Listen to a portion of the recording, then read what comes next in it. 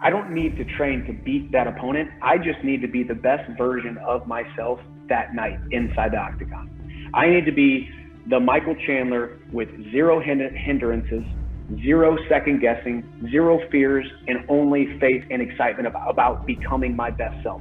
If I can get done with that fight, get my hand raised, and have zero regrets about my performance, knowing that I performed at the highest level that I possibly could that night, then there's not a man on this planet that can beat me. And I truly believe that.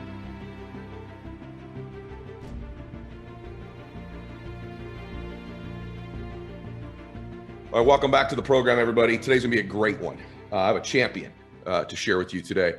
There's a guy I've followed for a long time. He's one of my favorite athletes in the world. I was telling him off camera, we have a lot of mutual friends. He and I have been talking for a long time. He's one of my favorite men, leaders in the world. And not only was he a three-time Bellator Lightweight Champion, what I like to watch is just he just pulverized Dan Hooker in a recent UFC event. And he's a rising star in the UFC. He's probably going to get a chance to fight for the title soon. But I love his mental and life approach. So Micheal Chandler, welcome to Max Out. Thank you so much, man. I really appreciate it. It is a blessing to be here. And man, I couldn't be happier. Long time coming. So I'm so glad the timing's good. So many people are familiar with you. They have been for a long time, but after that last quick knockout and your speech afterwards, by the way, which was epic, more and more people, you're on their radar right now. But I want to get into your mental game, because I think that's the separator for you. The former Micheal Chandler compared to the new version. He's always been this incredible athlete, always been the hardest worker in the room, always comes in great shape, but your mental game's changed. So let's just talk about that a little bit. Am I right about that? Has there been a shift in your mental approach to your life and fighting? Yeah, there has. I mean, even, fighting, but also just even from where I started as a small guy from a small town, and then becoming a walk-on at the University of Missouri, Division I wrestler, fell short of my goals there. And there was numerous reasons why I fell short of my goals, and I promised myself I would never make those same mistakes, never fall into those same familiar pitfalls as soon as I came into mixed martial arts. And then did a great job of that for a while, fell back into those same pitfalls, and then kind of dusted myself back up and became champion numerous times. And then, now arguably, in the best place of my career now, 12 years in, and the sky's the limit. So what are those pitfalls? There's patterns, right? You and I have talked about this before. Human beings have these patterns that they fall into, and just being aware of them, they lose a lot of their power over you in the first place. But for you, what were some of those patterns or pitfalls that seemed to get you as you would get closer to the big time? I think the biggest thing for me was that small guy from the small town who was taught to do small things. Even sitting here talking to you, I joke with people. I want to be, when I grow up, I want to be at Mylett, right? You got everything, all corners covered, successful as a man, successful spiritually, successful in business. But, when I talk, and I heard you on the Bigger Pockets podcast, I believe you said you closed in on $900 million of real estate, saying things like that. That's what I want to do. That's what I want to be. But there's still that small voice inside of me that says, Micheal, you can't do that. You can't be like Ed Mylett. You can't be a speaker like Zig Ziglar. You can't be a fighter like Conor. You can't be a fighter like Anderson Silva. There's that small guy from that small town inside my brain that still tugs at me from time to time. And I did a lot of work with my mental coach, Jim Hensel, and he talked about some dragons you slay, and you slay them, they're dead. You cut them off at the head, you never see them again. But then some dragons, you just get good at pinning them into a corner. Right. And for me, I kind of think about that small guy from that small town. I'm probably never, ever going to be able to slay him, but I have gotten really, really good at duct taping him to the basement of my mind with a big old roll of duct tape and over his mouth. Right. Yeah. And truthfully, he rears his head from time to time. And I think, and I said it in my post-fight speech, which you alluded to, that every road had led me to that UFC debut, to that biggest opportunity, at the greatest opportunity of my life. Was I going to be able to go out there and have the best performance of my life? And I think I did.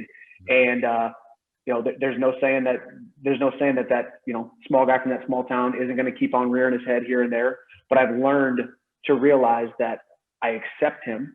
I realize that I love him, because he, in a lot of ways, has cut me down and made me fall short and made me hungrier, made me more excited about all the hard work and obstacles I have ahead of me. So I think it's just that humble beginnings. My mom was a secretary. My dad was a union carpenter, still a union carpenter. So when I talk about touching every corner of the globe, speaking on big stages, making multiple millions of dollars so that my family can live a better life than I did growing up, something about it scares me. A lot of it feels foreign to me. And eventually I might turn that corner, but it's still one of those things that keeps me hungry today. I knew this was going to be one of my favorite shows, but I didn't know so early. So everyone right now, this is going to be good. It's already, we stopped right now. Michael, when you were talking, bro, I'm blown away by you. I'm just going to tell you the amount of talent you have to communicate, the way you think. I don't like saying when I have brilliant people on my show, this isn't just an athlete, as if athletes aren't amazing in other ways. But I was going to say to you as you were talking, I have that guy too. I have that voice, that person too. I just want to tell you this and the audience. He's there for me. He shows up at strange times too.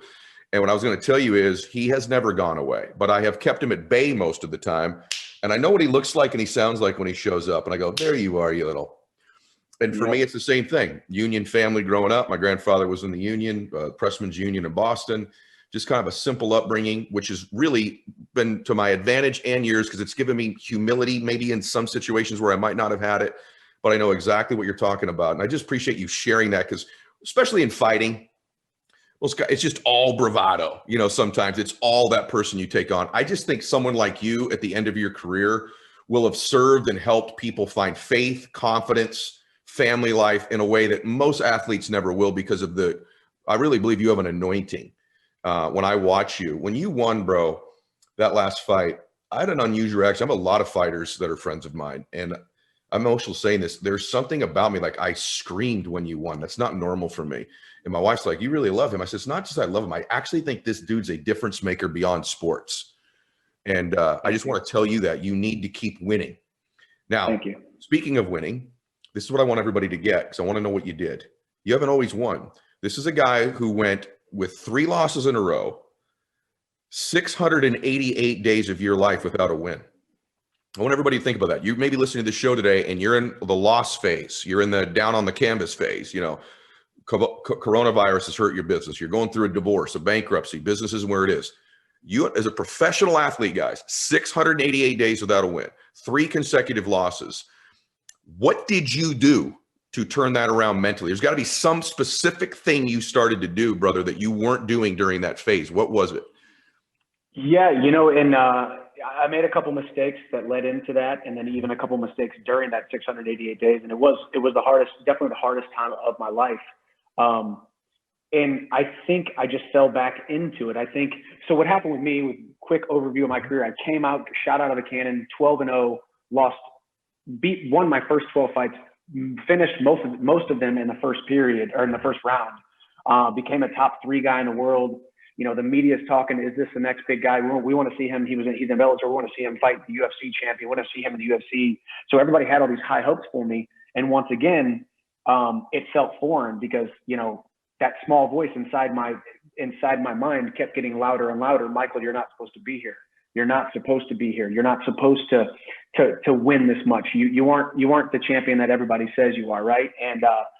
And even though in my heart of hearts, you know, being a God-fearing man, knowing that God pulled me into this sport and pushed me in the direction of mixed martial arts to be put on a platform, not just to be good, but to be great, not just to be great, but to be impactful, to be put on a platform where people say, man, that guy right there, deep in the 4th round, deep in the 5th round, when he's huffing and puffing, he's bleeding, he's barely picking himself back up to make his way back to the stool. And then he comes out in the 5th round and then wins the fight in the 5th round. That guy right there, because he was able to pick himself back up, I can too, in my business, in my relationships, in my walk. So I just truly believe that God had me in this sport for a reason, but there still was those times where you take it for granted. You take your mindset for granted. You think, okay, athletics or my athletic abilities or the hard work will get me there. And while it will, it's probably one of the most important aspects of it, taking extreme ownership of what's going on in between your ears. You're what you are and where you are because of what has gone into your mind and what continually goes into your mind and what you continually speak about and talk about inside your mind. And I took it for granted, and I didn't take ownership of what was going on inside my mind. So I lost my first fight, and I made a couple mistakes. The first mistake was I was up for fight of the year with Eddie Alvarez. They wanted to invite me out to the World MMA Awards, and I said no, I don't want to go. I didn't take any interviews. I wanted to hide.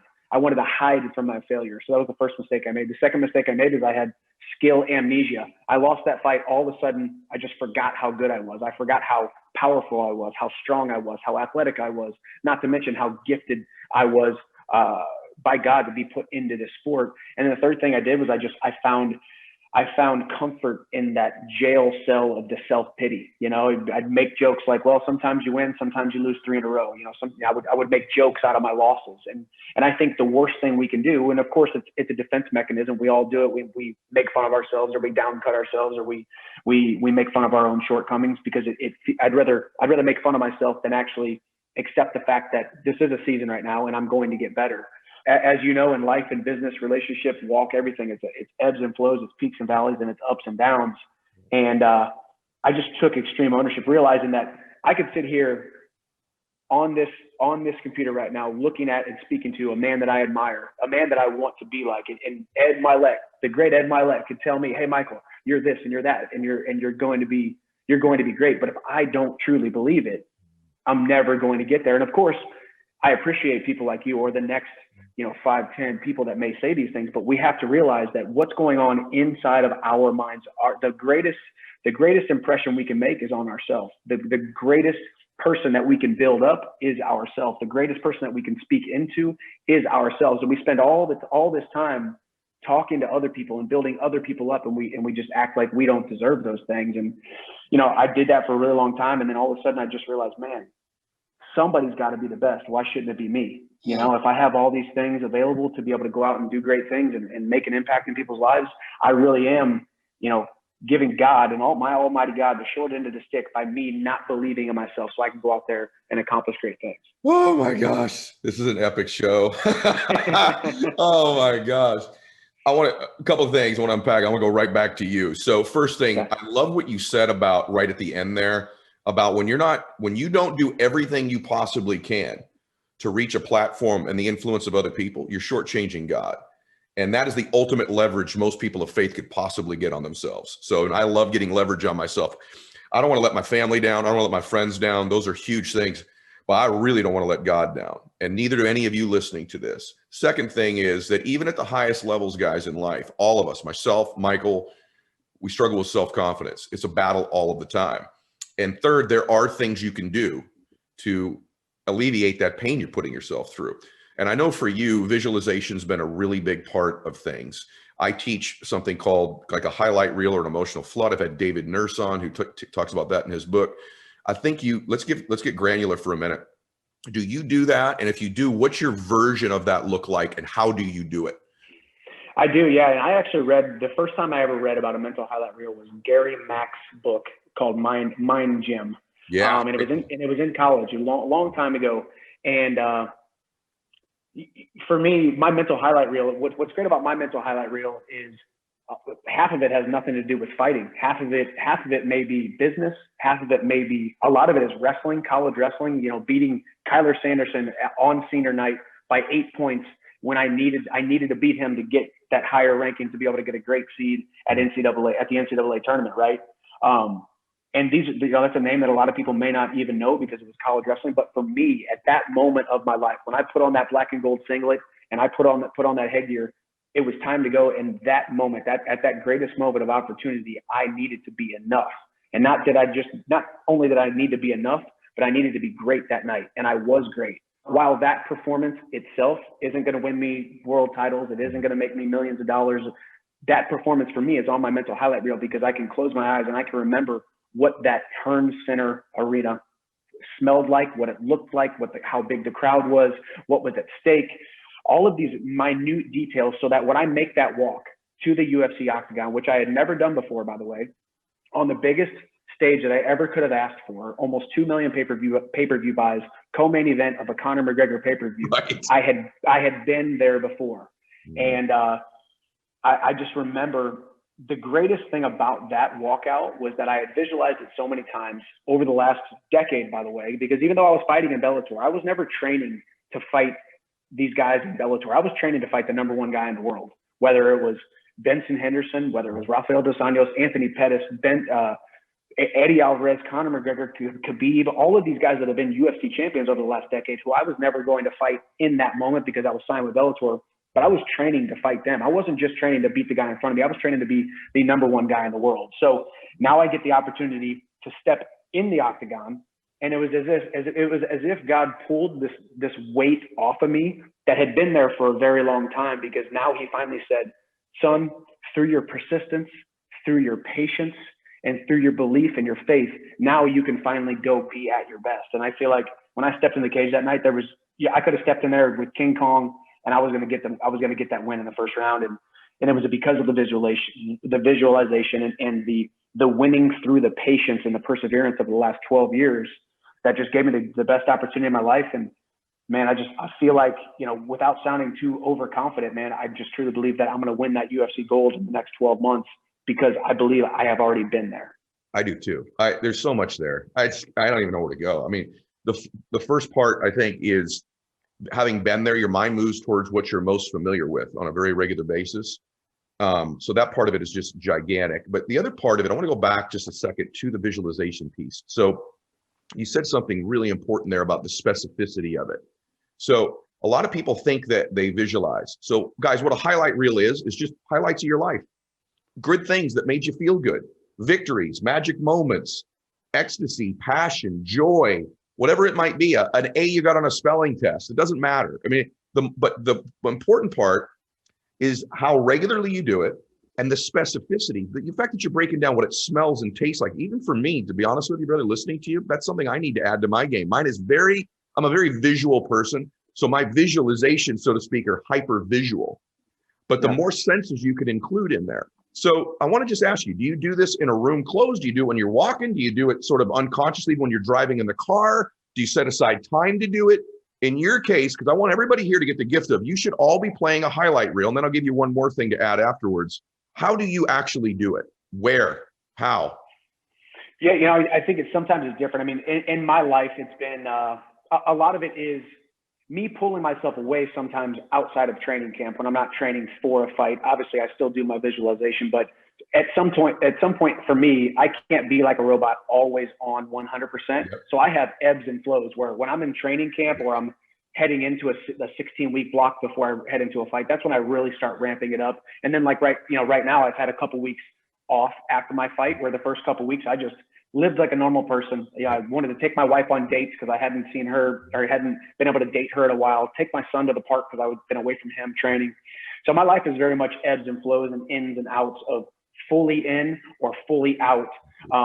It's either in the morning, it's when I'm on my way to practice, when I'm driving, I've got 20, 30 minutes to think about me becoming the best version of myself. Because when I show up and I close that car door and I walk into that gym, I want to be the best version of myself for my teammates, for my training partners, for my coaches, and for myself to get the most out of that session. It ebbs and it flows and it changes each training camp, but just making sure you set aside that time. It could, even if it's only 2 minutes, 5 minutes, 10 minutes.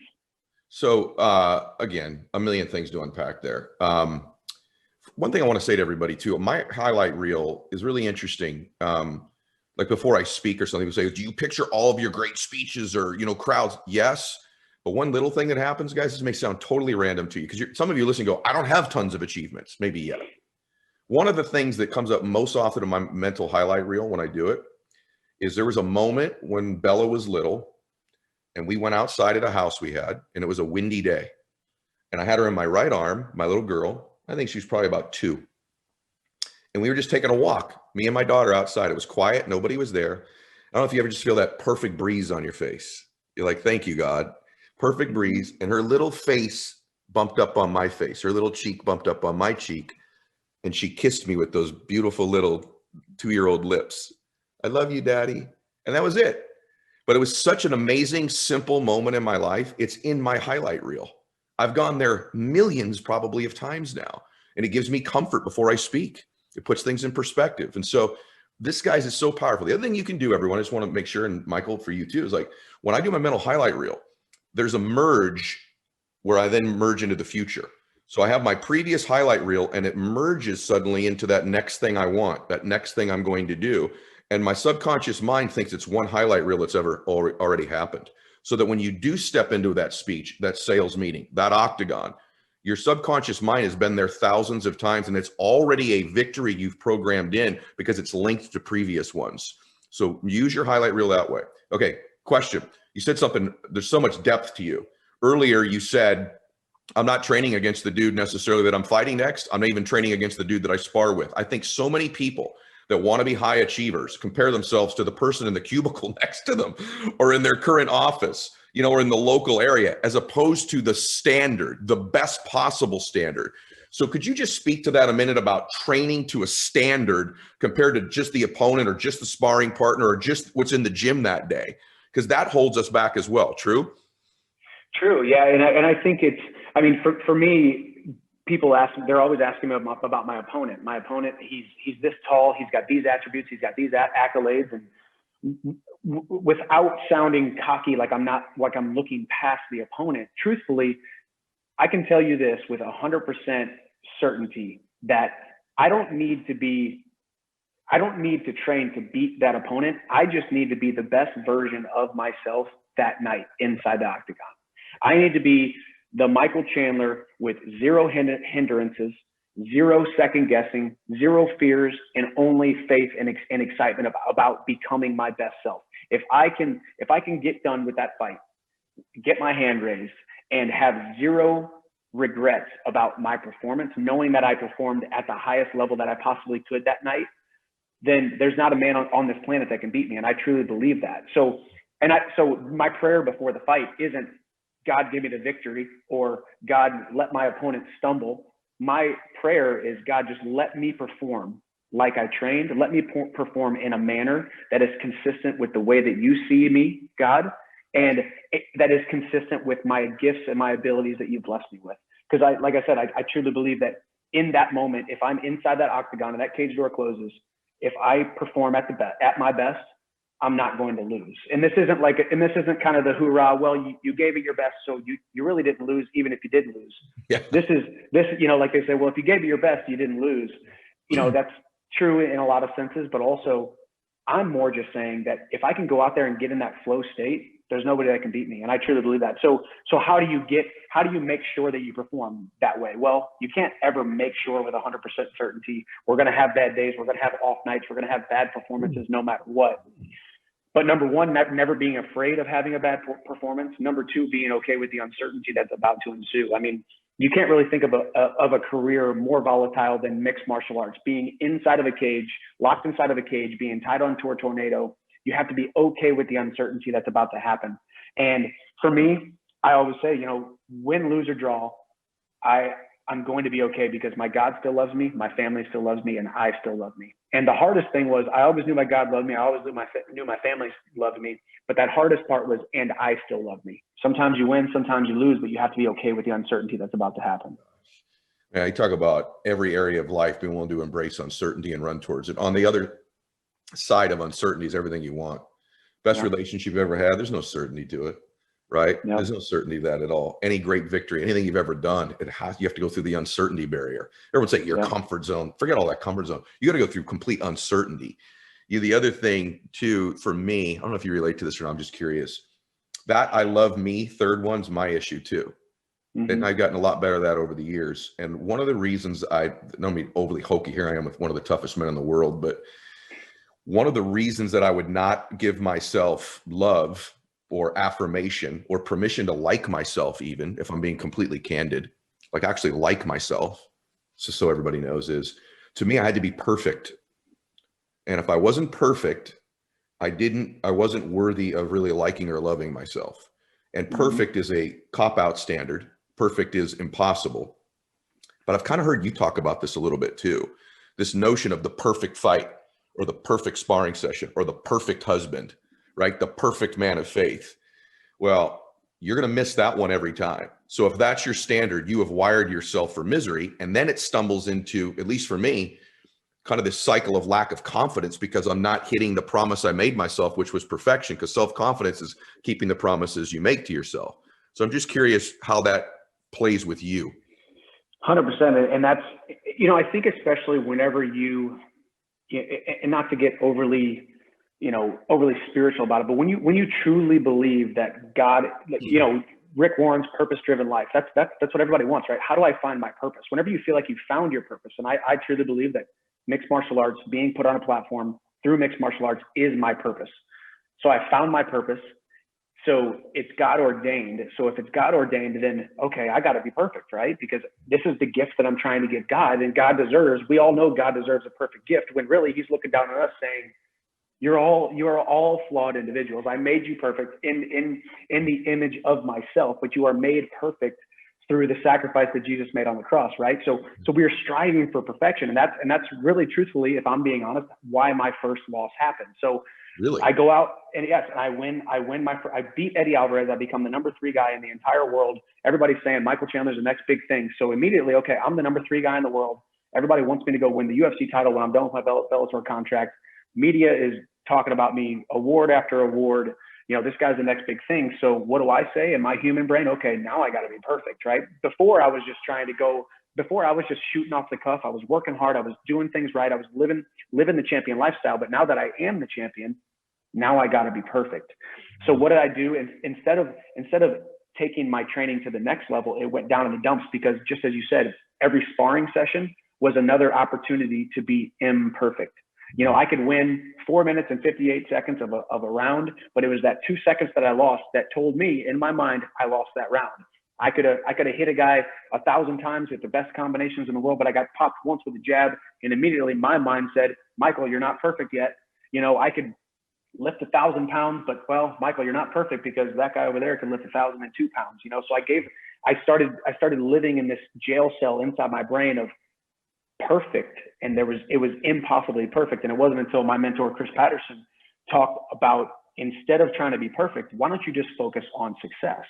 So because success can be gained 1%, 1% every single day, and over a long career. I can joke about it now, but it took me 12 years to become an overnight success. Now all of a sudden I'm Micheal Chandler, UFC Lightweight, number 4 in the world, probably going to win the UFC title here in the next calendar year. But it took me 12 years to become this success named Micheal Chandler, right? So I just needed to stop putting so much pressure on myself to be perfect, and just put the pressure on myself and the friendly pressure on myself to be above board, to be excellent, but not be perfect. There's a lot of different things that we can strive for that are just below perfect, that allow you just enough grace, just enough leeway to still love yourself through your trials, through your bad days. Because let's be honest, man, it doesn't matter. You speak to a lot of high performers, millionaires, billionaires, the people at the highest level. They have their bad days, they have their ups, and they have their downs. And it's in those downs, it's in those bad days where they can continue to motivate, continue to see through the mud, see through the muck towards a brighter future, knowing that the sun did go down today, but it will rise again tomorrow. And our best day could be tomorrow, even if we had a bad day today. This is one of these shows, brother, I will listen to back several times. So one of the things that's really true is when I started to really work with, what everyone would call, higher elite performers or whatever it was, this is many, many years ago. I come home and think to myself, man, these are very human beings. Right. I was struck by their humanity. I was struck by their frailties. I was struck by some of their weaknesses, and it actually gave me hope. I think that's what you're doing right now. And we've all heard this thing, like comparison is just this deadly game to play. Compare with another person. The worst comparison is to perfection, because that's a standard you're going to miss every single time. You've literally wired yourself for pain. I'm just curious about fighting in general. By the way, I love Chris Patterson. I just want to make sure I stick that in there. In fact, that's how you and I met.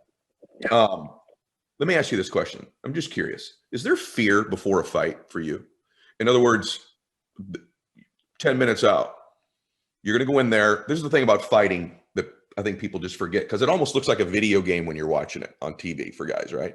I've had the pleasure of being in the cage a little bit myself. And so I know what it's like, not like you do, but there's another man in there. You can't hide. They closed the door. Michelle Watterson said on the show, and there's you and another man. That's the ultimate form of combat. It's the ultimate form of you dealing with you, ironically, as you said. Do you have fear in those moments, or is there no fear because of confidence, because of faith, because of preparation? Or what do you do with the fear if you do have it? I actually, there is no fear of the physical. Could I get injured? Of course. Could I break a bone? Could I, even worse, could I end up, could tonight be the night that my career just ends, career ending injury? Of course, those things could happen. But once again, as I was alluding to earlier, if you're afraid of that uncertainty that's about to happen, if you're afraid of that physical aspect of the fight, it's going to be tough, because you're not going to be fighting in that flow state. You're not going to be fighting at your top level. Me standing across a wrestling mat or standing across a cage from another man, my size doesn't scare me. The biggest fears that I have are, going out there and performing at a subpar level, and not just subpar, but Yep. a really bad level, right? We've all had those moments where we you get back into your car after a meeting, or for me, go back to the locker room after a fight, and you just take a deep breath and you take a step back and say, what just happened? Like, that was such a bad performance. And I've had those, and those are the worst. That's the worst feeling in the entire world, because for a mixed martial artist, we only get 2, maybe 3 opportunities a year to showcase our skills in a cage in front of millions of people.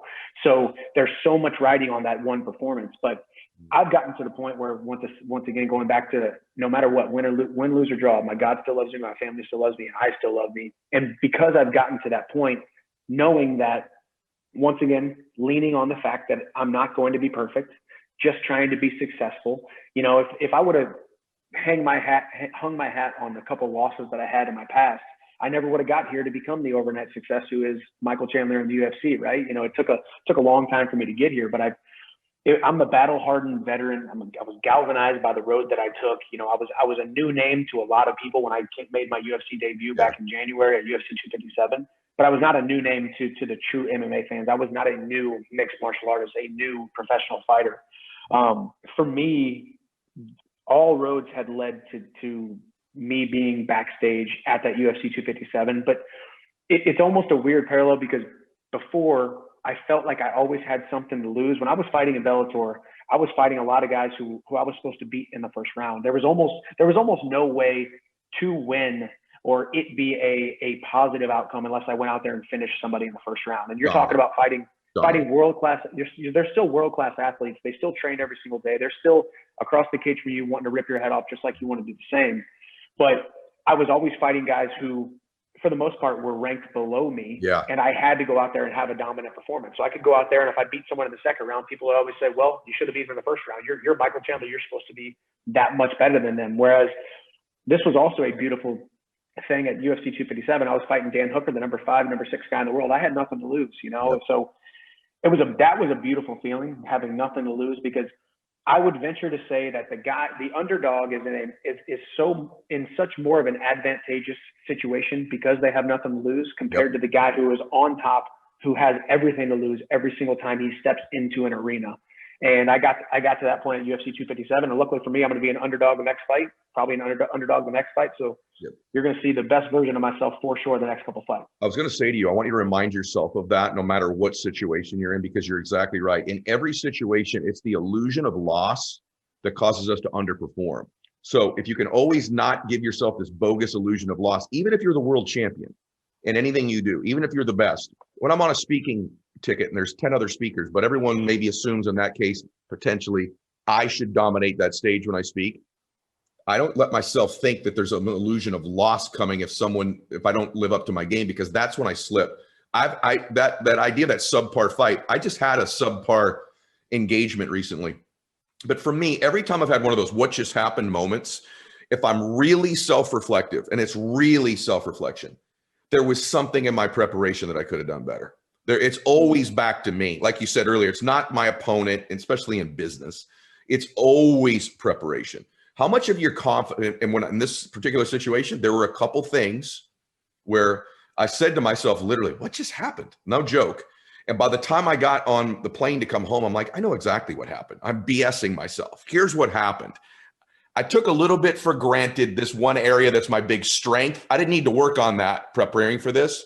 Turns out I did, right? And so is that for you usually the answer to what just happened? And how much of your confidence is linked to preparation? Being the small guy from the small town who had to always fight and scrap and claw his way to being seen by the coaches or being seen by the team, I had to be the hardest worker in the room. You know, I talk about the walk-on mentality. You know, I walked on to University of Missouri. There were 16 guys in my class. Only 2 of us ended up becoming All-Americans. And one of them was going to become an All-American. His name was Raymond Jordan. He was a state champion from New Bern, North Carolina. He was my roommate. He was destined for big things. He was a full ride scholarship guy, but I was the walk-on guy. I was the guy who the coaches didn't look at for a whole year, didn't say a word to for the whole year. So, you know, me being the naive young guy, I had to outwork everybody. I was the first one at practice. I was the last one to leave. I was putting in the extra reps. And although that might sound a little bit, I guess, maybe insecure to a lot of maybe people listening right now, you still have to have that walk-on mentality, that mentality that says, even though I've gotten to where I am now, even though there's a couple zeros in my bank account, even though I got this name, even though I have this account, even though I have this level of success, I have this level of platform, you still have to be working every single day like you're a walk-on. So for me, my preparation is the most important part. I know for a fact that if I step inside the cage and there is doubts about my preparation, I'm never ever going to perform at the highest level. Now I might win the fight still, I might win the contest, so to speak, but there still will be some self-reflecting of you got kind of lucky because you slacked in this area, you slacked in that area, and that's I think what a lot of high achievers do. They hold themselves to a higher standard, not the perfection standard. Yep. That's where you fall into that valley of trying to be too perfect, but that level of excellence. Am I excellent in all these areas that I need to be excellent in? And if that answer is no, then chances are you're going to be in a spot that you're leaving yourself open to having failures and having loss. I just think it's amazing that when you walk into an octagon, you walk into the cage. By the way, I'm going to take this from you myself. God still loves me. My family still loves me. I still love me. Everybody listening to the show should be writing that down or watching the show. And that ought to be a mantra you give yourself the gift of on a very regular basis. What a beautiful reminder as you're going into combat. It's just amazing that that's what you're saying to yourself. Okay, physical. When I look at you, and I'm around a lot of athletes, I see a superior physical specimen. And even as you've gotten older, I look at you 6-7 years ago. I look at a dude now. This is a superior physical specimen. And for a lot of my self-confidence just comes from my physicality. I'm not the same as you, obviously, but I think self-confidence can come from moving your body. It's one of the first places everybody listening or watching this can transform their self-confidence because it's something you can control. You can't control a sales call or a close or the amount of money you've got or even how someone's treating you in a relationship. Is there something specific you've done the last 2 or 3 years? Is it heavier lifting? Is it incorporating more weights? Is it, like in Brady's case, it's all this plyometric stuff he's doing to be more pliable? What is it for you that's made you, to me, maybe I'm wrong. Maybe you were physically better before, but you look physically better to me now. Am I right about that? And what's the difference? I think you are right about that. I think when I got into the sport, I was already going to be more athletic or stronger physically than a lot of people because of my wrestling background. Division I wrestling, in my opinion, is the hardest, most physically demanding sport in the entire world. So when I was going to come from Division I wrestling into the sport of mixed martial arts, where these guys have just been training mixed martial arts, I knew for sure I was going to be faster than them, stronger than them. I wasn't going to have great striking. I wasn't going to have great submissions or submission defense necessarily, but I was going to be a good athlete coming from wrestling.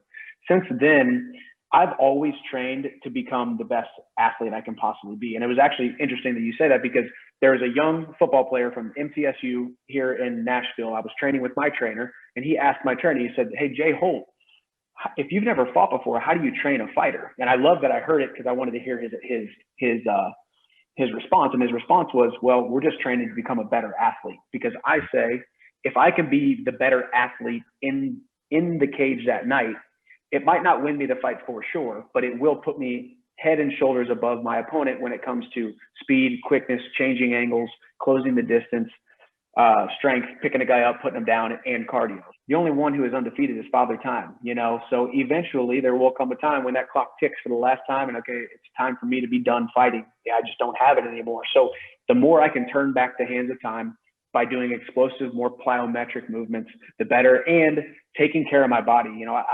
It'd be crazy. I've been training now for 12 years, And probably only about the last 5 or 6 years have I been doing body work every single week. I get body work by a massage therapist, a highly knowledgeable physio body worker who understands the body. And I lived in back pain for a really long time, and I discovered a product called the So Right.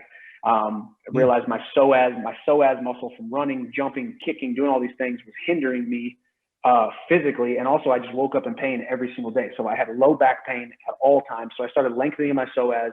And what's then the product called, Michael? The So Right. Okay. PSO-RITE. I'll send you a few of them. Because I believe you've heard David Goggins talk about it. Yep. I actually spoke about it on the Joe Rogan podcast. Because everybody, you speak to anybody, what's the one thing that hurts everybody? Their back always hurts. And I think right now I'm sitting at a desk right now in this chair, and my psoas is being crunched down, and God didn't design our bodies to sit for the crazy amount of hours that we do. Or if you're sitting in, beautiful Southern California traffic, you're sitting in your car. It doesn't matter how nice your car is and how beautiful the leather is on the seats. You're still sitting down in a non-optimal position. I think when it's affordable, people need to investigate more of this body work stuff. I've neglected that all my life. I've done pretty good with nutrition. I've trained really hard.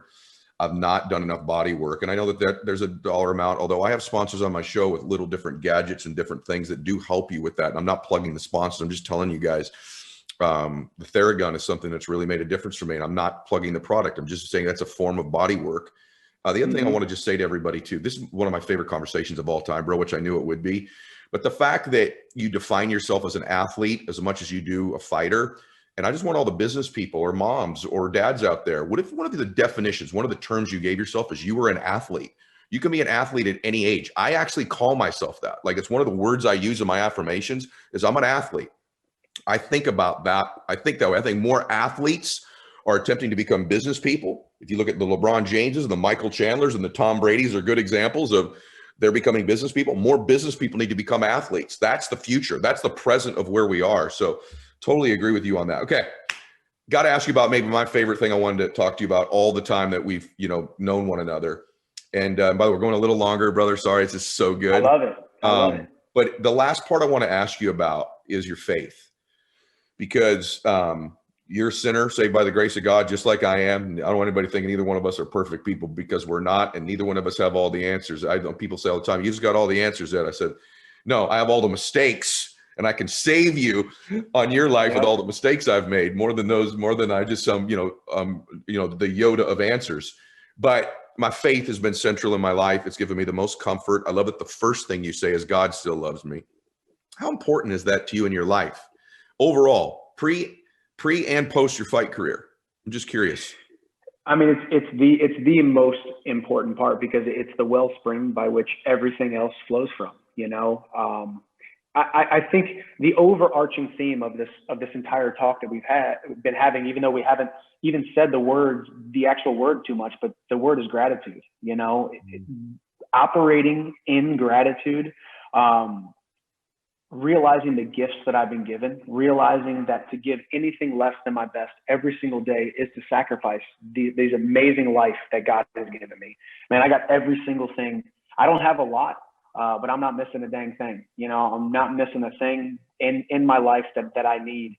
And all of that is by the grace of God. All of that is, when I think about the young Micheal Chandler coming from High Ridge, Missouri, God, every single person, every single setback, every single up, every single down, every single door that stayed closed, every single door that opened, God had me in the palm of his hand all the way through it in the entire time. And if you can, and I do this often too, even just visualizing the hand of God. It looks just like my hand, right? Because we were made in the image of an almighty God. But I see myself, the young Micheal Chandler, the middle school Micheal Chandler, the high school Micheal Chandler, who had all his doubts and insecurities, and then the college and high school wrestler Micheal Chandler, who just wanted to win medals and wanted to be put on the top of that podium, and then now the fighter Micheal Chandler, the father Micheal Chandler, the husband Micheal Chandler.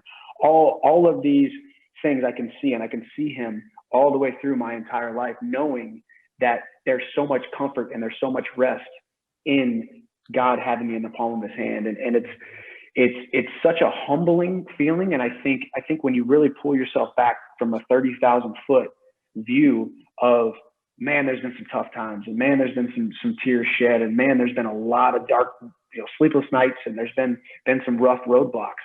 But all of those things, Romans 8:28, everything worked out for the good of his people, and it's like, as we said, I by no means am any better than you or anybody else listening, but we are sinners saved by the grace of God. And it's that humbling feeling of knowing that you don't get what you do deserve, and you do get what you don't deserve every single day and every single season.